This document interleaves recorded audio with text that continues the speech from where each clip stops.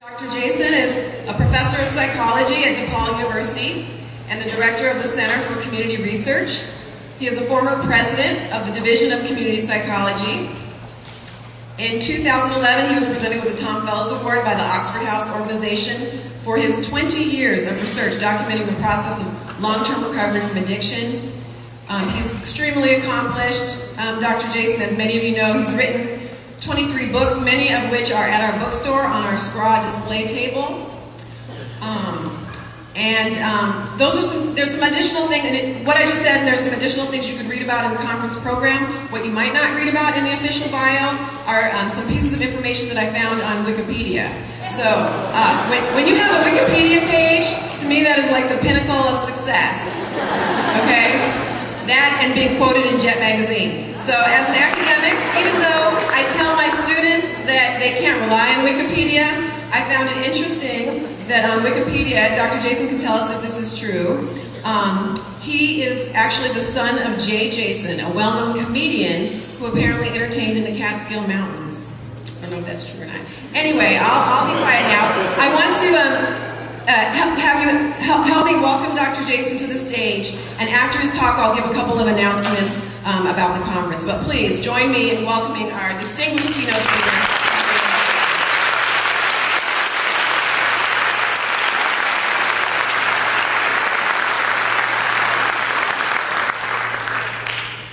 Yeah, my dad was a comedian, but don't trust what you read on Wikipedia. So, where would a talk like this end without me talking about pooper scoop?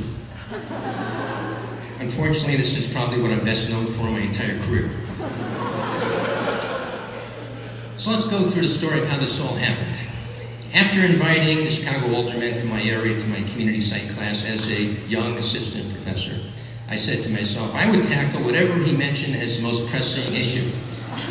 When I asked him that question publicly, he said, uncollected dog feces. Literally, my mouth fell open in disbelief.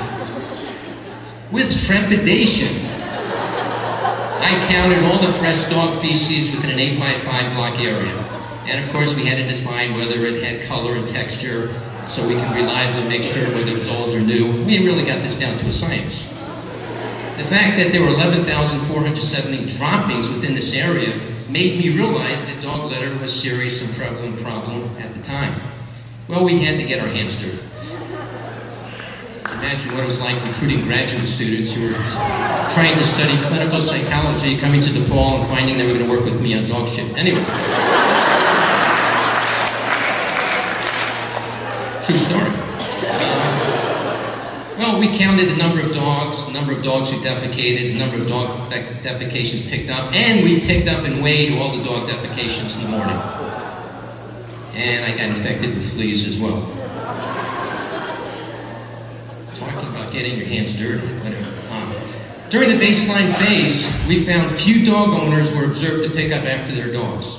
By the way, they kind of mentioned that my dad was a comedian. Some people say I did this study so my father would have more ammunition on the stage. Can you imagine him getting up in the Catskills and saying, my son is a psychologist and what he's doing is collecting dog shit? He actually said that. Well, over 19 pounds of dog defecations were deposited in a target block that we studied intensely as good community psychologists. We put up anti-litter signs as a way of trying to see if that would work, and the only thing that happened was our anti-litter signs were torn down. Well, we then walked up to the dog owners. We showed them how they could pick up dog feces with a plastic bag, gave a demonstration, and we were actually very happy to see that 82% of dog owners picked up after their dogs. And as you can see, defecations here were this amount, and pickups were this amount, and over time, you can see that most people were actually picking up after their dog. This is called reversal design behavioral. So I testified at a city council hearing, and the report of the Chicago Daily News said, in what surely must be the most bizarre academic study in the nation, just what I needed. I wasn't tenured at this point. They subsequently calculated from our work that 382,000 pounds of dog excrement were deposited on city streets, and the reporter said it generated great readership interest. This was the study.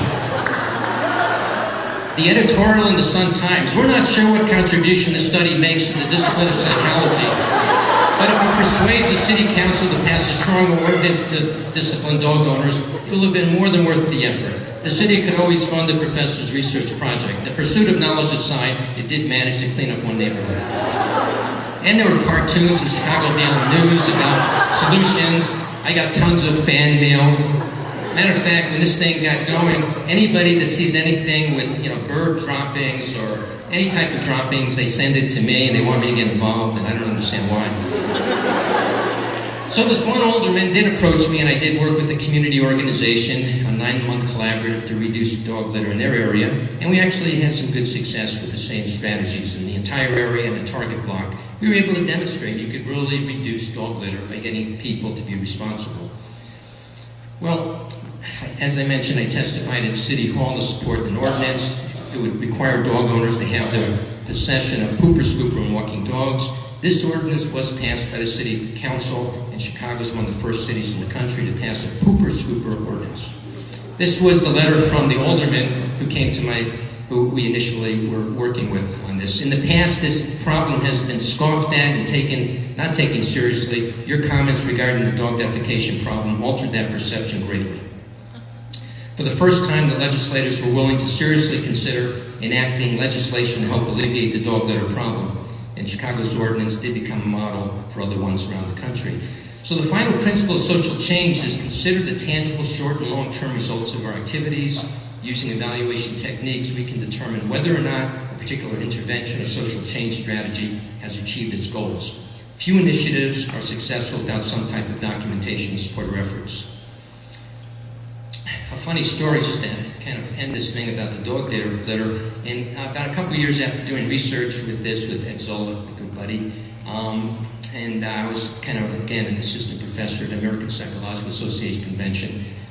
My mentor, Emery Cowan, walked into a very large room, and I was on the other side of the room, he was on the other side of the room. There were about 100 people there. These were all people that I was trying to kind of get to know, these are people that be influential in my career, and many people I've read their chapters and books over the years. And Emery, in his own kind of way, kind of looked at me, said, "Oh, there's the dog shit man." I realized at that point I had to stop doing research in that area. I'm going to sort of show this little video that we just recently created. I want to thank all my collaborators and staff and the volunteers. This is a little piece that we'll close with.